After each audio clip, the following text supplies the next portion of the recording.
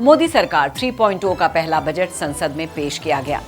वित्त मंत्री निर्मला सीतारमण ने लगातार 7वीं बार लोकसभा में बजट भाषण दिया। केंद्रीय बजट में सरकार ने लोगों को बड़ी राहत दी है। बजट में मुद्रा लोन को 10 लाख से बढ़ाकर 20 लाख कर दिया गया है। वहीं हायर एजुकेशन के लिए भी 10 लाख रुपए के लोन का प्रावधान किया गया है।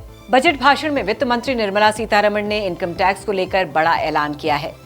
नई टैक्स रिजीम में स्टैंडर्ड डिडक्शन 50,000 से बढ़ाकर 75,000 रुपए कर दिया गया है। अब 3 से 7 लाख रुपए तक 5%, 7 से 10 लाख रुपए तक 10%, 10 से 12 लाख रुपए तक 15%, 12 से 15 लाख तक 20% कर दिया गया है।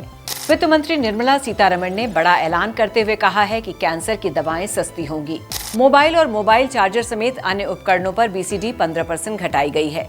इसके अलावा सरकार ने सोना और चांदी पर कस्टम ड्यूटी कम करके अब 6% कर दिया है। इसके बाद सोना चांदी की कीमतें कम हो जाएंगी।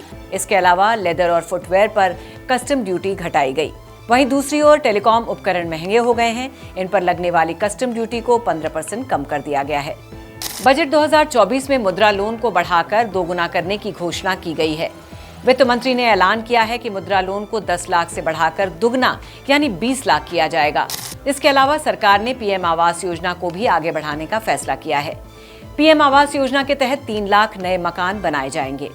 केंद्र सरकार ने बिहार को स्पेशल स्टेटस नहीं दिया, लेकिन बजट में कई तोहफे जरूर दिए हैं।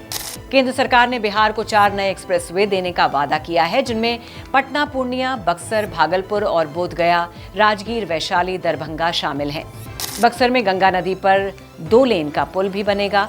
इसके अलावा 26,000 करोड़ रुपए की सड़क परियोजनाएं और 21,000 करोड़ रुपए का पावर प्लांट भी शामिल है। केंद्र सरकार बिहार में सड़क और बिजली पर जमकर पैसा खर्च करेगी। बजट में सड़क परियोजनाओं के लिए 26,000 करोड़ रुपए का प्रावधान किया गया है। इसके अलावा 21,000 करोड़ रुपए से पावर प्लांट भी बनेगा। बिहार में 4 नए एक्सप्रेसवे बनेंगे। पटना से पूर्णिया के बीच एक्सप्रेसवे के लिए केंद्र सरकार पैसा देगी। बक्सर से भागलपुर के बीच हाईवे का निर्माण होगा। बोधगया से राजगीर, वैशाली होते हुए दरभंगा तक हाईवे बनेगा। बक्सर में गंगा नदी पर 2 लेन का एक पुल भी बनेगा। मतलब साफ है, बिहार में बाहर लाने के लिए फंड की कमी नहीं होगी। हर क्षेत्र में विकास होगा। PM आवास योजना अर्बन में शहर में रहने वाले 1 करोड़ गरीबों के लिए 10 लाख करोड़ रुपए की लागत से घर मुहैया कराया जाएगा। इसमें केंद्रीय सहायता अगले 5 साल में 2.5 लाख करोड़ रुपए मुहैया कराए जाएंगे। इंटरेस्ट सब्सिडी भी दी जाएगी। निर्मला सीतारमण ने बजट में घोषणा की है कि मोदी सरकार की 5वीं नई योजना के तहत 500 बड़ी कंपनीज में इंटर्नशिप को बढ़ावा दिया जाएगा। सरकार की इंटर्नशिप योजना से 1 करोड़ युवाओं को फायदा होगा। साथ ही हर महीने 5,000 रुपए का इंटर्नशिप भत्ता भी दिया जाएगा। अगले 10 सालों में अंतरिक्ष अर्थव्यवस्था को 5 गुना बढ़ाने पर लगातार जोर दिया जाएगा। इस लक्ष्य को पूरा करने के लिए 1,000 करोड़ रुपए का वेंचर कैपिटल फंड बनाया जाएगा। किसानों, महिलाओं के लिए भी बजट में राहत दी गई है। सरकार नेचुरल फार्मिंग को बढ़ावा देगी।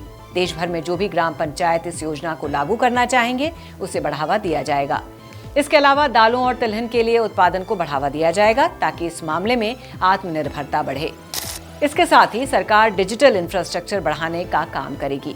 वहीं 6 करोड़ किसानों की जानकारी लैंड रजिस्ट्री पर लाई जाएगी।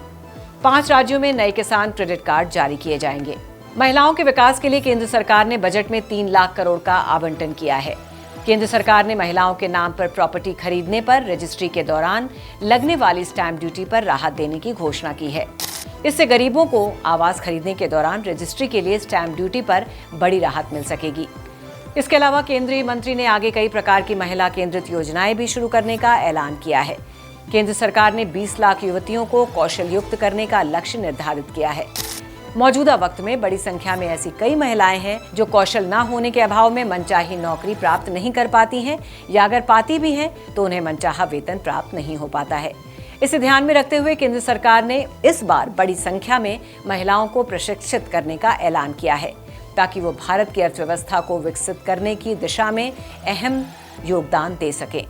पहली बार नौकरी करने वाले युवाओं और महिलाओं को PF में 1 महीने का वेतन दिया जाएगा। ये लाभ उन्हें ही मिलेगा जिनकी सैलरी 1 लाख रुपए प्रति माह से कम है। तो आपका क्या कहना है मोदी सरकार के इस बजट पर? हमें कमेंट करके जरूर बताइए। श्रेष्ठ उत्तराखंड पर खबरों से जुड़े रहने के लिए चैनल को सब्सक्राइब और लाइक करें, बेल आइकन दबाएं और देखते रहें श्रेष्ठ उत्तराखंड।